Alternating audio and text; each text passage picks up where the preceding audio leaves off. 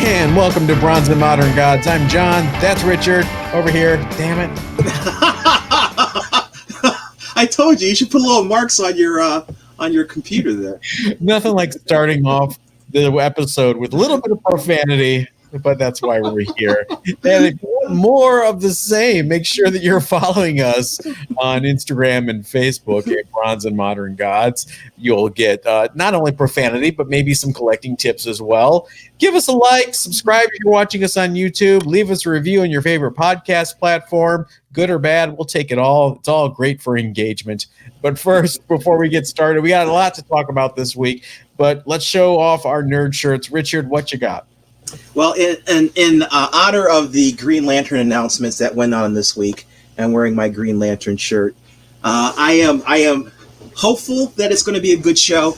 I am a huge Green Lantern fan, but not a good history. Well, DC Universe / HBO Max, they've been doing pretty well. Swamp Thing was good, just too expensive to produce.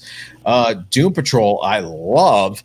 And I have not watched Titans, as Titans scares me. Yeah, I'm with you there. Yeah. So let's be positive and think we're going to see a great Kilowog. That's what I'm kind of looking for, a great Sinestro, and it's going to be a good show and something that I watch every week. So I'm crossing my fingers. It'll be good, hopefully. And if you got a Showcase 22, I'm praying it's great for you. Yeah. We got a lot to talk about this week. We've got the 25-year rule featuring Spawn, our underrated books of the week, but our main topic is also our hot book of the week. And I don't think there's anything else we can pick this week except for the incredibly on fire, molten hot lava, amazing SpiderMan number 300. Richard, What is going on? There's a lot of theories about this book and why it is so red hot. Everything from money coming in from the Golden Age collectors who are now looking for more modern books to the sports card collectors who are out of that business are now looking to invest their money to people who have actually talked about market manipulation, which I really don't think that's the case here. It is just a red hot book, and it has a lot to do with the environment we're in right now, where more modern books are being collected. We've got a lot of people who are looking for Venom as a major star. It's kind of a perfect storm, in my opinion. If you were 10 when this book came out, you're in your early 30s, you're in your mid 30s, and this is, it's not quite the 25-year rule, but you got a little more money. And we've talked about this book before. I even think it was the hot book of the week one time prior to this. Just the scarcity, and I'm using, air quotes with scarcity in 9.8 because of that tough black cover. It's just a really hard book, and the double-sized, and boy, you get him into the newsstand editions, and we're really talking craziness. What's this book selling for? Well, we had a record sale last week for a 9.8 non-newsstand. This is just a direct copy for $5,200. $5,200. I bought this book from Ali and Elite Comics 11 last year for $1,900. A 9.8? A 9.8. Wow. Direct. So that $1,900 investment is now potentially worth $5,200. That is an incredible increase in the number in the overall value of this book. And, so what you're saying is I got to dump all my Apple and Amazon stock. I don't know if I do that. I would maybe dump your GameStop stock, but not Apple. Excuse me, Orman, where are you on that? The crazy thing is there's over 23,000 graded copies of this book in CGC census. That doesn't count how many are in CBCS or PGX or just laying around raw. There are 23,000 graded books, but out of those 23,000, only 1,300 are 9.8s. There's a ratio of 5% for the 9.8s of this book. Somewhere out there's also two 9.9s floating around. If they ever came to market, it would be insanity. But the thing is, when I bought this book back, it was less than a year ago. There was 1,000 graded 9.8s on the census. Now there are over 1,300. So within that span, 300 of these books have been graded. And even at that pace, so many other books are being graded, it's still at 5% of the total census. It's nuts because, well, I think it's only going to get worse/better. And by worse, I mean I think it's only going to go up at this point, because as of the recording of this Sunday evening, October 11th, there's another potential stimulus package on the table that's going to be going out, and people are going to have that money burning a hole in their pockets. Toilet paper, paper towels, food, fed. Yeah, it's crazy. To talk more numbers. The 9.8 was the 12-month average is $2,400. The 90-day average is $3,200. The high sale again is $5,200. And even the 9.6s are getting an elevation. It was $770 for a 12-month average. In the last 90 days, it was $1,087. And then the last sale for the 9.6 was $2,550. It's more than doubled. It's crazy. It is crazy, and it's all of the grades are being affected by this external force that's driving prices up, but no more so than the 9.6 and the 9.8. So if you have those books right now, they are literally money in your pocket. So you've got one. You talked about it a few seconds ago. Mm-hmm. What are you gonna do? You know what? For all of my books, for all of my collections, I have a threshold. If the value of the book increases above that threshold, if I buy a book for $2,000, if my threshold is $4,000, meaning I've doubled my money, I will look at actively selling that book. So now we're at a price now where we're over that threshold, and I am seriously thinking about selling my 9.8. It's in a position I never thought I would be in. I thought this was going to be a PC book for mine permanently, because it's a $2,000 book. Who's thinking it's going to? Yeah, who's thinking it's going to double? More than double in price in a reasonable period of time. We're talking less than 12 months that we've seen this kind of spike, and it's got me thinking. I have that threshold. It is now a book that I am considering selling. Would you sell it just for house money, or would you put the money into something like Silver Age Key? Like you've been looking for an FF48 forever. Yeah, FF48, or I have some other money that I could put it together with and start looking at some low grade. I have FF1 in my mind too. If I could find a decent low grade, or a SpiderMan #1 or an X-Men #1. Because you're talking, if I have $8,000 to play with, let's say, there's a lot of low grade Silver Age keys. They're 1.0s, 1.8s, 1.5s, but they are keys, and they will retain their value long after the Venom movie has gone by, and long after this influx of cash may be moving on. Those kinds of long-term blue chip stock type comic books are, in my opinion, a better investment than some of these modern books. And I'm not going to turn around and buy a Kamala Khan, Captain Marvel 17 second print, because that's $3,000, $4,000. I would go definitely towards the older books. So let's talk about the pros and cons of holding or selling this book at this point. You brought up some really good points. I would counter the Venom movie coming and going. This book's over 30 years old now. Venom's not going anywhere. Todd McFarlane is still Todd the God for an entire 2 generations of kids. Right. SpiderMan is still SpiderMan. SpiderMan's one of your favorites, right? I mean, I can't believe when I hear you say you're thinking about giving this book up. No, it is the battle between being a collector and being a speculator or an investor. Yeah. You have to have a certain amount of distance from your books so that when the opportunity comes around that you've identified ahead of time, and in my case, my threshold, when that opportunity comes around, you can make a decision of cold logic, not affected by your particular collection, your collector in mindset. Mm-hmm. The thing is, what I typically do is I have 2 copies of everything. So if I do decide to maybe have a low grade and a high grade, and if I do hit that threshold for the high grade, I could sell the high grade and still have a low grade available. I could still get a low grade ASM 300 for $400, $500. By low grade, I'm thinking 8.0, 7.5, around there. And I'm still in the game in terms of I have it as a part of my PC. But I've achieved my goal as an investor and have reaped the profits from that book, and I'm now reseeding it into something else for the overall collection. Yeah, I can identify with that because I have sold and rebought so many favorite books so many times over the years. I do have a bit of an emotional attachment to some of them, but when it came down to it and I was looking at cold hard cash on the table that I could use for things other than comic books or even more comic books, I made that choice. I had, like I told you that story, I almost had a full run of Venus from Atlas. Right.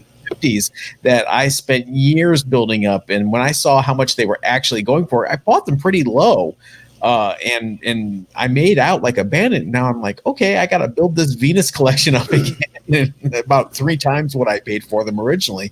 But I can see that there's some future opportunities for Amazing Spider-Man 300 though. Oh yeah.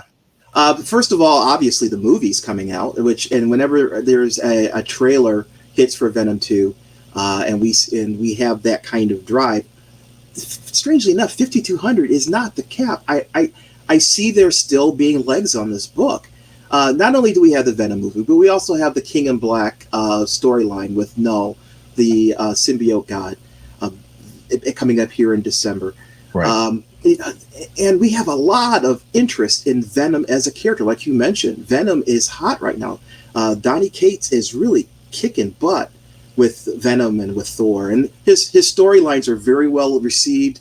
The art for the covers for the Venom line has been, I think, second to none in the hobby right now. We've got awesome artists that are really just making Venom the hot title of this year.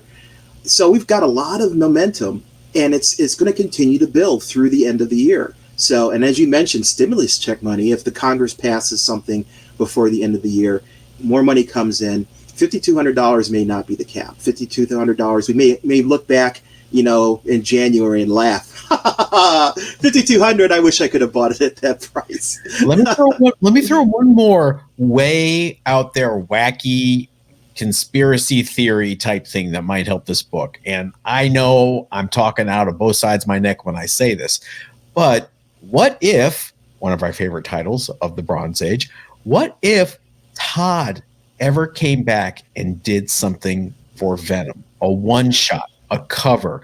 We saw the ice thaw ever so slightly this year when Todd did the variant cover for the Overstreet Price Guide that features both Spawn and Spider-Man together. I believe that's the first time Todd has drawn Spider-Man on a cover since he left Marvel, with a total, both middle fingers up, I'm never coming back. Image is my business now. You never know. You never do. Oh, I can't imagine if the Todd father came back and did even just one issue of Spider-Man, and in that iconic cover design that ASM 300 has really just spawned a whole bunch of homages to.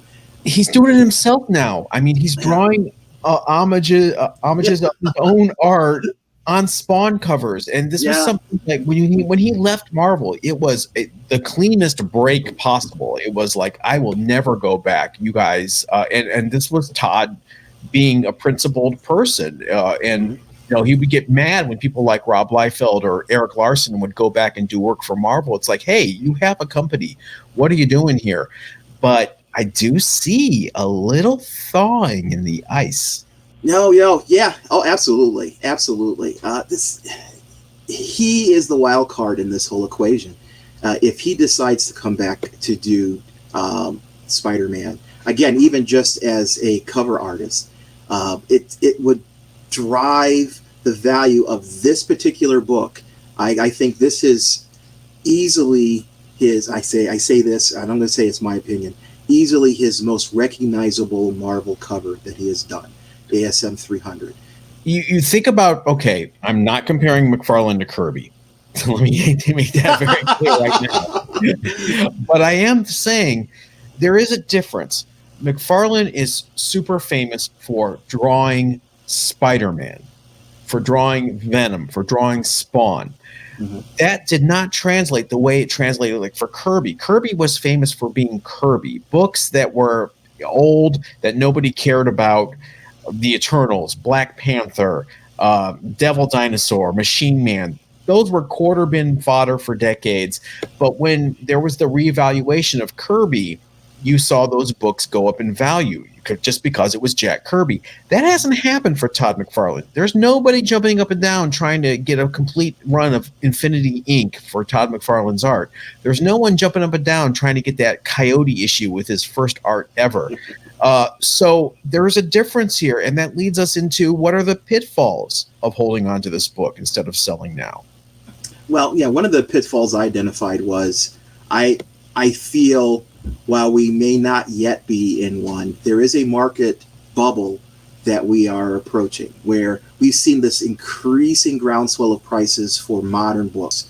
All the new Champions books, all the new Venom books, Thor books, all these new characters that are coming around. And I love it personally. Don't take me that I don't care for it. But I see this we're getting up to a point where we may be seeing unrealistic values associated with these books. And if at some point we do see a market correction where the market decides to stop pursuing these modern books and the impetus switches back to the Silver Age books like the Copper Age books like ASM 300 may take Turtles, yes, could take a hit because they are associated more in the modern camp than they are in the Silver Age camp. You know, they're kind of, that Copper Age is kind of a difficult period of time to judge where it's being affected. But if we start to see money being pulled out of these modern books, I could see there would be a correction in the overall value in ASM 300. I'm not saying it's going to be a huge correction, but the book will not be in the $5,000 price range anymore. And that's a potential challenge for this book.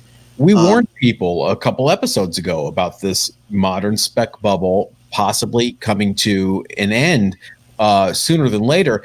And the two things I'm watching, and I'm noticing it more and more, I watch all the shops I go to, and I'm in Southern California, so your mileage may vary where you're at.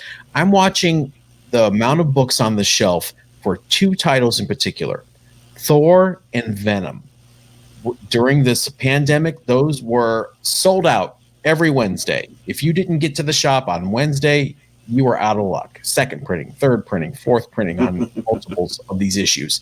Now I'm seeing lots of shelf copies for both Thor and Venom. That means two things. It means dealers finally got smart and upped their orders way up to meet the demand. However, there's lots of copies left. So I know I was nuts for Thor and Venom. I was buying multiples of every printing, trying to chase all the 1 in 50s, 1 in 25s, 1 in 15s. The last 3 or 4 weeks, I've been like, you know what? I got one. I'm good. I don't need the Thor number 9, 1 in 50. I'm good. I don't need the Venom 28, 1 in 25. Nope, don't need the sketch variant. I'm good. And I'm seeing the last 2 Stegman sketch variants still on the shelf in 3 shops locally. Wow. Yeah. That's, I talk about Venom fatigue, where we get these. Marvel has found out that people are chasing these later prints, and therefore I think they have been preloading into the system. Well, we plan on having 4 prints of this book, regardless of what the orders are, really. So, for example, I'm seeing Thor books and Venom 4th prints showing up for books that like Thor 6. Do we really need a 4th print of some of these books? I believe this weekend is the final order cutoff date for a 6th printing of Thor number 1. Yeah, this is Marvel seeing an opportunity and taking advantage of it, regardless of what it does to the health of the community. And yeah, people are getting tired. I myself do not buy as much as I used to buy in terms of multiple copies of books, Thor and your bellwethers, Thor and Venom.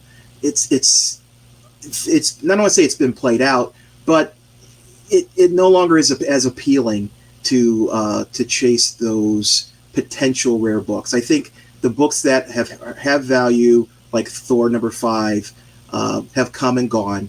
And while the storyline has changed for Thor, I just don't see any more Black Winners in their immediate future. Knock wood. I think it has to do a lot with our boy Donnie. He's writing both books. He's doing a lot of world building. It's really engaging, but you have to admit, a lot of people were super let down by the reveal of Virus. And we don't want to spoil it for anyone, but I've seen lots of chatter online like, oh, really? That's who that was? Yeah, and I think that has something to do with the cooling down. There's that particular mystery has now been resolved, and not necessarily to the point that readers wanted it to be, and it has shown up as some cooling down on the purchase of this title, and that's to be expected, I think. I would love for it to come back in December with King in Black and just blow us all away, because I'm sitting on a stack over here. So, Johnny, believe it or not, we're rooting for you, buddy. Amazing Spider-Man 300. You know, is it the time? Is it not the time? We're here. We don't know. Yeah, guys, tell you what, in the comments, please let me know what you think. I've got this ASM 300. I'm thinking about selling it, but if I don't sell it, it won't be the worst thing in the world. What is your opinion? Do you think I should, at this point, sell it, or do you think I should keep it and hope for either more money in the future, or just because it is a really rare book in terms of being a 9.8? John says, dump it now. Buy your Star Wars #1 35-cent variant while you can. That's a great idea. That's what I say. I say you can get another ASM 300 9.8 later down the line. Or an Albedo 2. Yeah. And so we'll be really curious about what you guys think. We would be remiss if we didn't also feature Todd in our favorite segment, the 25-year rule.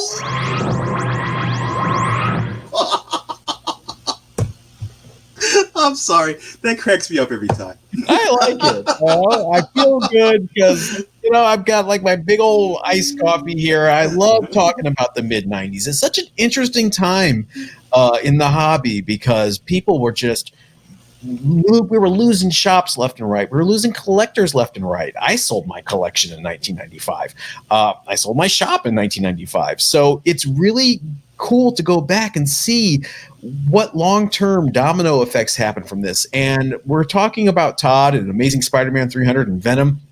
We're going to talk about Spawn number 37 on the 25-year rule this week. 25-year rule. That's tough to say real fast. Spawn 37 was, believe it or not, the third best-selling single issue for Diamond in 1995. Now, why is that? Marvel had taken their books away from Diamond, so you can't count any Marvel sales in that chart. They had their own distributor, Heroes World, at that time, which ended disastrously, but that's a whole nother story. So Spawn was their number 3. Spawn number 37 was their number 3 selling comic for the entire year. I think if you see the cover, it is a really cool cover by Greg Capullo. Todd signs it too. I'm sure he scribbled a little bit on it, great. But it's sort of an homage to the classic Todd cover for the Incredible Hulk number 340, the classic Wolverine Hulk reflection in his adamantium claws. You see the same thing here with the Freak and his knife, and Spawn reflected in the knife. And it's just a cool cover that I think kind of flies under the radar for a lot of Todd fans. Plenty of copies on eBay, $5-6 will get you a nice minty copy. There is a newsstand version of this. It was still being sold on the newsstand this late in its run, which I did not know. I wonder if it was being carried by like Barnes and Noble and places like that. One newsstand version just sold recently for just over $23, and the GPA for this book in a 9.8 is just $67. Yeah, that's very affordable. There are some of the Spawn books that have such low prints that they are very, very difficult to come by, and they could command a good price. So this is still kind of in the sweet spot where if you're looking to collect Spawn, you can get a nice cover swipe at a very reasonable price. I don't think people know about the cover homage. That's the thing is I always do my research before the show and looking at things in 1995, and I saw how this charted so high, and I had to go click on it and look at the cover. I was like, oh, that's why. At that point, was anybody reading Spawn? I think they looked at the pretty pictures and saw the cover. Good question.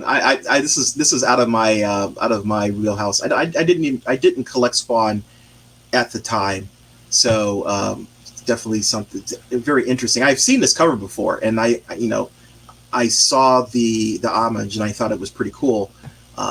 So I'm glad to see that it's still affordable. Hey, I think if you and I had a table at a show and we threw that book up, it'd last an hour, maybe. I think it's one of those things that people don't know, and they don't know it until they see it, and they go, oh, that's cool. How much is that? So grab yourself a Spawn 37 if you see it out there. It's definitely before that Spawn movie comes out. Right. Definitely underrated, which is a great segue to our underrated books of the week. And Richard, yours, I read it and I was like, that's not underrated. And then I realized what you were talking about. So my pick is Amazing Spider-Man Annual #1. Not the one that you're probably thinking of. This is the annual from 2019. I was like, that's not underrated. It's No, this is not. This is definitely not Steve Ditko. This is the second print. This is the first appearance of, and prepare yourself, Meow Morales, which is a cat anthropomorphic version of Miles Morales, and Spider-Gwen, which is I know, it is a penguin version of Spider-Gwen. It is so cute. This book is actually pretty rare. There was a 54,000 print run of the first print of this book. Only 1,600 according to Comicron second print. So it's a fairly rare book. This is again, this is the first appearance of these two Spider-Verse characters. So if we see Spider-Verse expand, these could be two characters that are going to be important. It's right now, it's the first cover appearance of both of these characters, and right now it's really hard to find. In eBay, there is only one copy that's out there, and it is $50. Wow. Yeah, it is incredibly hard to find. I found earlier some copies, but there has been no more listed other than that $50 version. I looked at CGC. There are only 2 books graded, 2 9.8s for this book in the census, and there have been 0 sales on GPA. So there's no listing in GPA. So this is a really hard book to come by and a really, really rare book. But what I'm seeing as a spec is Marvel announced that Doctor Strange is going to be the new mentor for Peter Parker in Spider-Man 3. Doctor Strange has the ability of opening the multiverse. If something happens that Doctor Strange opens that multiverse and brings the multiverse, the Spider-Verse, into the MCU as a vehicle, which I think is a pretty cool way of bringing it into the MCU.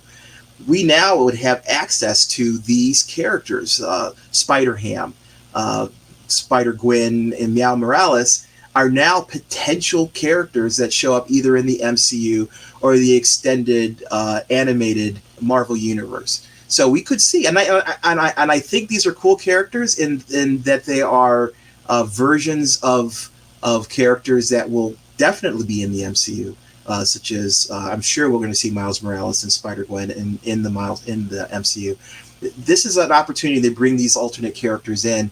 And if it does happen, people are going to be looking for that first appearance, and this is that book. Again, most of my picks are long-term things that I see that are potential. This is definitely something I feel has the potential. If you see the book in a at your local LCS, or if it comes up on eBay for a reasonable price, this is a nice book to pick up. And you never know, you could be making serious money on this book if there is an announcement. And while you're at it, if you have a little more money to spend, you might want to pick up a copy of the Amazing Spider-Man Annual #2 from 1965, which is the first time Doctor Strange and Spider-Man ever teamed up. Wonderful story by Steve Ditko and Stan Lee that might see a spike as well. Absolutely. I can't wait to see what Marvel does with that combination of Doctor Strange and Spider-Man. I think it's a good replacement as a mentor for Iron Man for the current version of the MCU. So, and again, I think we've got at least 2 more more phases, right, after phase 4. So this is a great vehicle to be able to open up to these other characters that we all know are going to fit in some way. Awesome. So be on the lookout for that. And while you're digging through the bins, you might want to look out for my underrated book of the week, which is War is Hell #9. What? Okay. Let's go back to the Bronze Age. War in Hell. War is Hell. Not War in Hell. War is Hell. Was one of the many reprint titles that Marvel launched in the mid-'70s to try to crowd their competitors out of the newsstands. And War is Hell reprinted all the cool Atlas war stories from the 1950s. But around issue 7 or 8, they started doing Sergeant Fury reprints. Something must have clicked. Sales must have gone up because they decided to launch a new series starting in issue #9, kind of like how our friend Shang-Chi started off in a reprint title, Special Marvel Edition. So issue 9 is the first appearance of a character named John Kowalski. What a stunning name for a lead character. He's an everyman. Right. Here's the conceit of the book. Kowalski is, I don't know if he's a war criminal. He's sort of like a shady kind of guy. He ends up getting killed. But as his punishment, he doesn't get to go to the afterlife. He keeps being reborn again in the bodies of other people involved in World War II who are about to die. And he has a chance to change the course of their destinies. And so basically, he is an agent of death. The very same death that's featured in Thanos' storyline in Captain Marvel. So there's been a lot of discussion about this book, War is Hell #9. It used to be tagged as the first appearance of death in the Marvel Universe. It used to say it on the CGC label. It kind of wasn't, because Death appeared in Captain Marvel 28 almost a year prior in her same visage with, the purple robe and the skull face. It's the same character, Death, in both books. So it's kind of lost a little bit of its luster, but it's still a really cool series. It lasted about 7 issues. It's got great Chris Claremont writing. It's one of his first series he ever got an assignment on at Marvel. He went off to do another book called X-Men that never did anything. Nothing. And it's a tough book in high grade because nobody cared about this book. It sat around in boxes forever. So as a result, there's only 8 9.8s on the census. And the average sale for those 9.8s is $825. Wow. 9.6s go for $375. So if you are looking for something to hunt through boxes and hopefully get a score at a lower price, because I've got mine and it's a beautiful one. I need to go get it slabbed. I think I paid $15 for it like 5 years ago. Grab a War is Hell #9. It's a great cover too. Yeah, it's a beautiful cover. Yeah, definitely stand out. I love the old World War II books. So this is definitely something that's now on my radar. I'm going to be looking for it. And later on, there's some really cool Herb Trimpe art where he's inking himself. The last issue, number 15, has a gorgeous Herb Trimpe cover where he just has fun with the logo and just kind of breaks the format. And it was almost like too little, too late because it was the last issue. But it is a cool run to chase down. So go up to your local comic shop dealer and say, War is Hell, and see what he says. All right, that's about it for this week. We will see you next time. Until then, you guys have a great week, and we'll catch you later. Everyone stay safe.